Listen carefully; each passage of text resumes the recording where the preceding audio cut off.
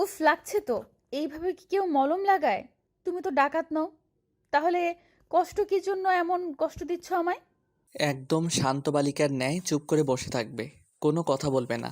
আমি যা করছি তোমার ভালোর জন্য করছি। তুমি আমার ভালো চাও এটা যেমন ঠিক, তেমনি খালাম্মাও তো আমাকে মেনে নিয়ে আদর করে বৌমা বলবে না? একসময় সব কিছু ঠিক হয়ে যাবে। আমার তো ভয় হয়, শেষে তুমি আমাকে যদি ভুল বুঝে সরিয়ে দাও, তখন কি হবে? যেই বুকে মাথা রেখে এতটা আদর যত্ন পাওয়ার আশা করছি, সেই বুক থেকে আমার মাথা সরবে না। তুমি আমার আমরণ সঙ্গী। তুমি যদি এইভাবে আদর করো, তাহলে আমার জীবনটা ধন্য হয়ে যাবে। এ কি, তোমার কপাল দিয়ে তো এখনো রক্ত ঝরছে বলে মনে হচ্ছে। এখন চলো তো। না না, তুমি আবার আমাকে ব্যথা দিবে, তা হবে না। আমি তোমার আদরে ওই ব্যথার কথা ভুলে গেছি। এটা বললে তো হবে না। আমি প্রথমত ক্ষতস্থানে ঔষধ লাগিয়ে দিব, দ্বিতীয়ত ড্রেসিং করে দিব। এখন চুপ করে বসে থাকতে হবে। তুমি কিন্তু অযথা সময় নষ্ট করছো। এই সময় কেউ ডাক্তারি করে নাকি? কি করব জান? আমিও তো তোমাকে এভাবে চাইনি। তোমাকে ছোটবেলা থেকেই ভালোবেসে আসছি। মুখ থেকে বলতে সাহস পেতাম না। যদি তুমি কিছু বলো। একজন কাজের মেয়েকে কেউ এতটা ভয় পেত? শুনলে তো নিজেকে মহারানী মনে হবে। তুমি এইভাবে বলো না প্লিজ। কিভাবে বলতে হবে সেটা পরে বুঝিয়ে দিচ্ছি। এখন আগে মলমটা আর একবার তো লাগিয়ে দেই। এই কথা বলে রাফি মিতার কপালের ক্ষতস্থানে মলম লাগিয়ে ড্রেসিং করে দেয়। মিতাকে বুকে জড়িয়ে ধরে আলতো করে দুই ঠোঁটে কিস দিলে লজ্জায় মিতা বলে, ভাগ্যিস খালাম্মার জন্য আজ আমার কপালটা কেটেছিল। তা না হলে হয়তো এই জীবনটা কাজের মেয়ে হিসেবেই কেটে যেত। একদিক থেকে তুমি ঠিক বলছো, কিন্তু অন্যদিকে তোমার আঙ্কেল মানে আমার বাবা কিন্তু তোমাকে খুব ভালোবাসতো। সেজন্য আমি একটা ভরসা পেতাম। আফসোস, বাবা আজ বেঁচে নেই। বেঁচে থাকলে খুব খুশি হতো। আঙ্কেল যদি সেদিন দুর্ঘটনার হাত থেকে আমাকে রক্ষা করতে ছুটে না আসতো, তাহলে আজ হয়তো আমি কবরে থাকতাম। আমাকে রক্ষা করতে গিয়েই তো আঙ্কেল সেদিন মারা যায়। এমন কথা বলে কেন নিজের ইমানটা নষ্ট করছো তুমি? আল্লাহ সুবহানাল্লাহ তাআলা যখন যাকে তুলে নিবেন, তখন তো পৃথিবীর এমন কোনো ক্ষমতা নেই বাঁচিয়ে রাখবে। খালাম্মা এখনো মনে করেন সেদিন আমার জন্যই আঙ্কেলের মৃত্যু হয়েছে। গত 1 মাস হয়েছে আঙ্কেল মারা গিয়েছে। এই যে 1 মাস আমার কিভাবে কেটেছে, তুমি কি তার কোনো খোঁজ রেখেছিলে? আসলে বাবার মৃত্যুতে আমি পৃথিবীর বুকে পাথর হয়ে বেঁচেছিলাম। আজ সকালে তোমাকে ওভাবে দেখার পরে যখন সবকিছু জানতে পারলাম, তখন তো আর নিজেকে দূরে রাখতে পারলাম না। এখন কি অনেক রাত হয়ে গেছে? যদি এইভাবেই তুমি সময় নষ্ট করো, তাহলে পরে কিন্তু আফসোস করবে। পিছনের সব কথা ভুলে গিয়ে জীবনটা নতুন করে সাজাও। সাজানোর জন্য এত সুন্দর ফুলদানি যখন পেয়েছি, তখন তো সাজাবই, ইনশাল্লাহ। এখন কি ব্যথাটা একটু কমেছে? তোমার নিবিড় ছোঁয়া আর নিখুঁত প্রেম আমার সকল শারীরিক ও মানসিক ব্যথা দূর হয়ে গেছে জান। এসব কথা রেখে আমাকে আরো ভালো করে আদর করো তো। তুমি তো খুব স্বার্থপর। আমাকে ভালো করে আদর না করে উল্টো আমাকেই বলছো আদর করতে। ঠিক আছে, আমি এবার তোমাকে এমন আদর করব যে সারা জীবনেও তুমি ভুলতে পারবে না। মনে রাখারও তো প্রয়োজন নেই। তুমি তো সারা জীবন আমাকে একই আদর করবে। না না, তা হবে না। আমি তো তোমাকে এক এক দিন এক এক রকমের আদর করব। তুমি ভাবতেও পারবে না। তাহলে তো আমি হব পৃথিবীর সেরা একজন পুরুষ। আমি সত্যি সত্যি ধন্য হয়ে যাব। এখন বুঝতে পারছি, আমার বাবা মারা যাওয়ার আগে আমার জন্য এমন একজনকে রেখে গেছে, যে কিনা আমাকে পরিপূর্ণ করে রাখতে সহযোগিতা করবে। আমাকে 7 বছর বয়সেই আঙ্কেল এ বাড়িতে নিয়ে এসেছিল। আমার বাবা মা অ্যাক্সিডেন্ট করে মারা গেলেও সেদিন আমি বেঁচে যাই। ওই বাসে আঙ্কেলও ছিল। তার কেন যেন মায়া হয় আমাকে দেখে। তারপরে তো তিনি আমাকে নিয়ে আসেন এ বাড়িতে। কি আশ্চর্য! গত মাসে সেই আঙ্কেল আমাকে আবারও রক্ষা করতে গিয়ে নিজেই বিদ্যুতের শকের শিকার হয়ে পরলোক গমন করলেন।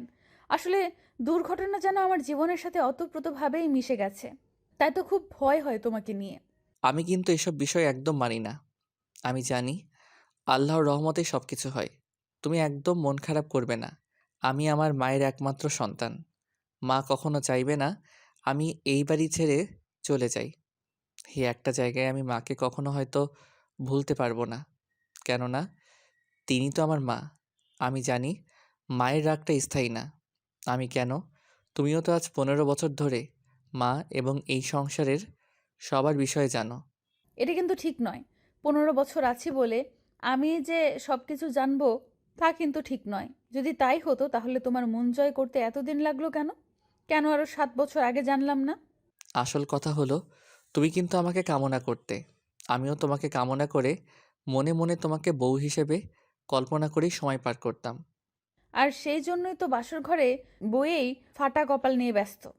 আসল বিষয় হলো, মিতাকে রাফির মা যখন গলা ধাক্কা দিয়ে বের করে দিয়েছিল, তখন মিতার কপালে ব্যথা লাগে। ফাটা কপাল দিয়ে তখন থর থর করে রক্ত ঝরছে। আগে থেকে মিতাকে পছন্দ হওয়ায় মিতার এমন অবস্থা দেখে রাফি মিতাকে নিয়ে সোজা চলে গিয়েছিল কাজী অফিসে। মা যাতে মিতাকে বাড়ি থেকে বের না করে দেয়, সেজন্য এটাই একমাত্র পথ ছিল।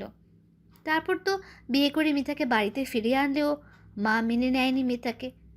তাই তো আজ বাসর রাত হলেও মন থেকে তেমন আনন্দ করতে পারছে না দুজনের কেউই। তারপরে রাফি কিন্তু চেষ্টা করে যাচ্ছে মিতাকে একটু স্বাভাবিক করতে। এরই মধ্যে রাফি দেখে মিতার পরনের পোশাক রক্তে নোংরা হয়ে গেছে। তাই দেখে রাফি মিতাকে বলল, আমার মনে হয় তোমার ড্রেসটা চেঞ্জ করা দরকার, না হলে তো সমস্যা হতে পারে। কিন্তু আমার সব জামাকাপড় যে রুমে, ওই রুমে খালাম্মা তালা মেরে রেখেছে। তুমি একটা কাজ করো, আমার একটা শার্ট পরে নাও। স্বামীর সামনে স্বামীর পোশাক পরা যায়, ঠিক বলেছি তো? তাহলে শুধু শার্ট কেন, একটা লুঙ্গি তো পেতে পারি। এই সুযোগে লুঙ্গিটাও পরা যাবে। ঠিক আছে, তুমি লুঙ্গি আর শার্ট পরে নাও। এমনিতেই তোমার সব কিছু আমার তো দেখা হয়ে গেছে। এখন কি এসব কথা না বললেই নয়? আর তুমি কিভাবে দেখলে? আমি তো আজই তোমার রুমে এসেছি। তোমাকে ঘুমন্ত অবস্থায় কতবার যে দেখেছি তা বলা মুশকিল। তাছাড়া তুমি যখন কোনো কাজে খুব ব্যস্ত থাকতে, তখন তো ওই শরীরের দিকেই আমার দৃষ্টি পড়তো। তুমি তো ভারী পাজি, লুকিয়ে লুকিয়ে আমাকে দেখা হতো। তুমি একটা লুচ্চা। তুমি কিন্তু এখন আমার বিয়ে করা বউ, এখন ওসব ডায়লগ দিবে না। এই নাও লুঙ্গি আর পাঞ্জাবি, শার্ট থাক। তুমি চোখ বন্ধ করো, আমার কিন্তু শরম করছে।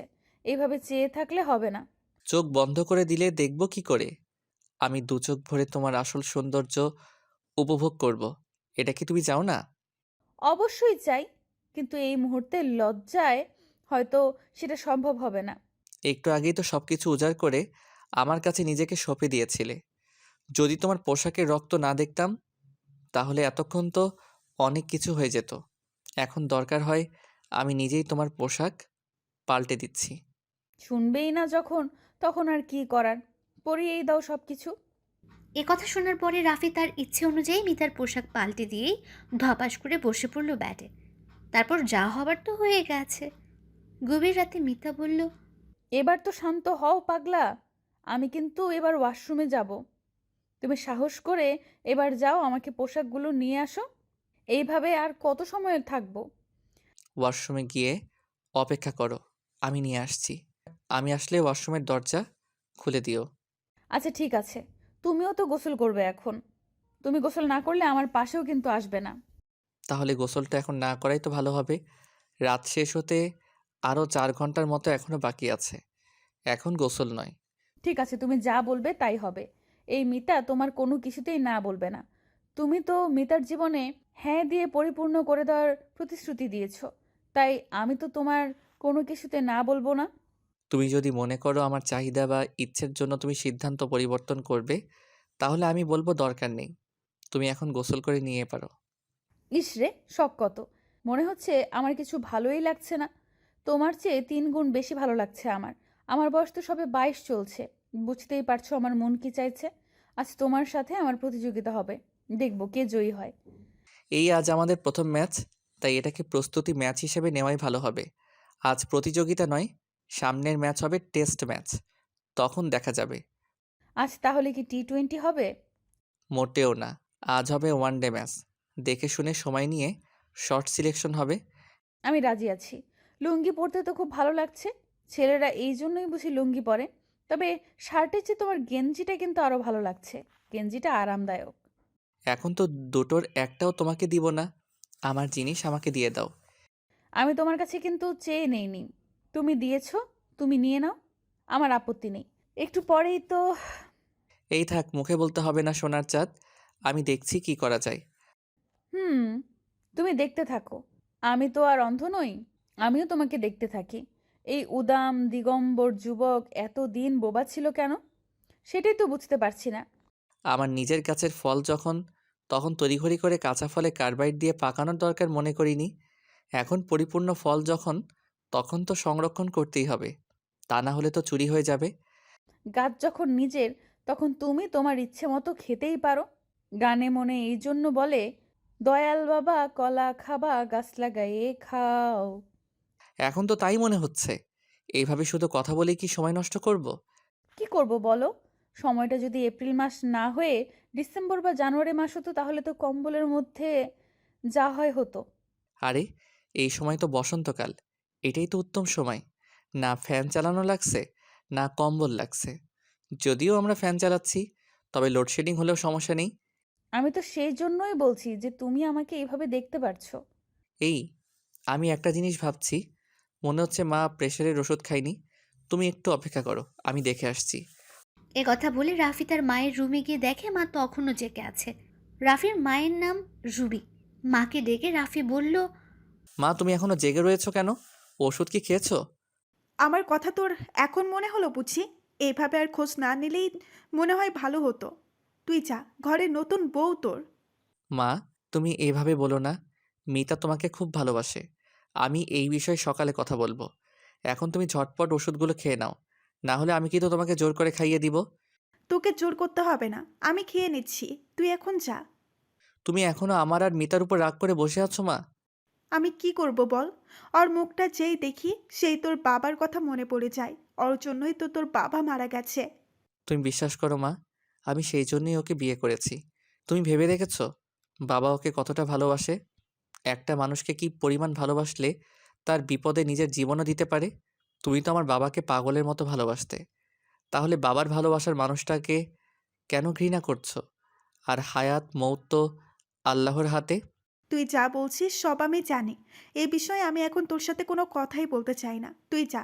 এই আমি ওষুধ খাচ্ছি, আর ওর জামা কাপড়গুলো নিয়ে যা।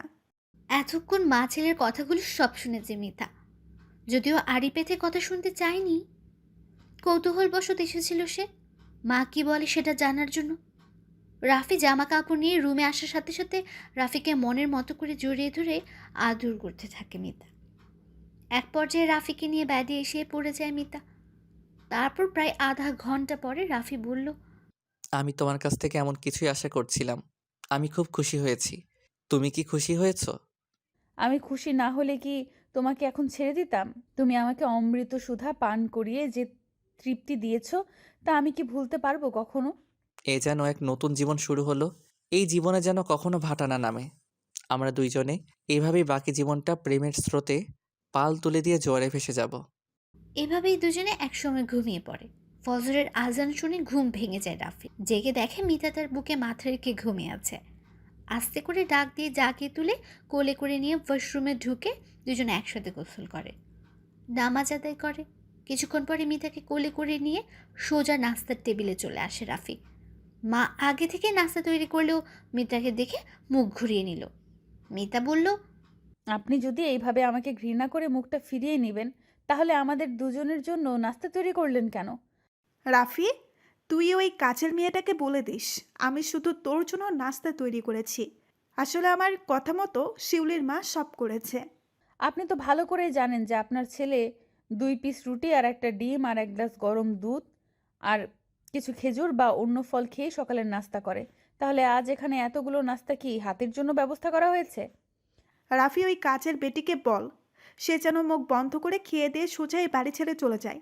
আমি আমার রুমে গেলাম। আমার কপালের ক্ষত শুকিয়ে গেলেই আমি চলে যাব। তাই আপাতত আমি এই ক্ষত চিহ্ন নিয়ে কোথাও যেতে পারবো না। ঠিক আছে, আমি তাহলে কিছুদিন সময় দিলাম। তবে কথা দিয়ে যেন কথা রাখা হয়।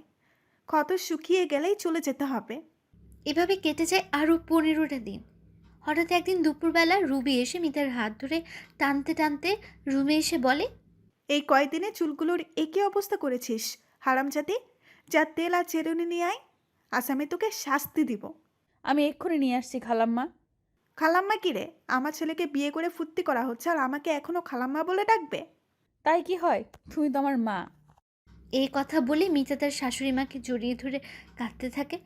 রুবি তার মিতার চোখের পানি মুছে দিয়ে কপালে সেই ক্ষতস্থানে কয়েকটা চুমু দিয়ে বলে, এবার যা, আমার পাগলটাকে আবার অফিস থেকে ফিরে আসার মতো হয়ে গেছে। আমি তো অনেক আগেই ফিরে এসে তোমাদের কথাগুলো শুনছিলাম। আজ আমি খুব খুশি মা। ধন্যবাদ সবাইকে আমাদের পাশে থাকার জন্য।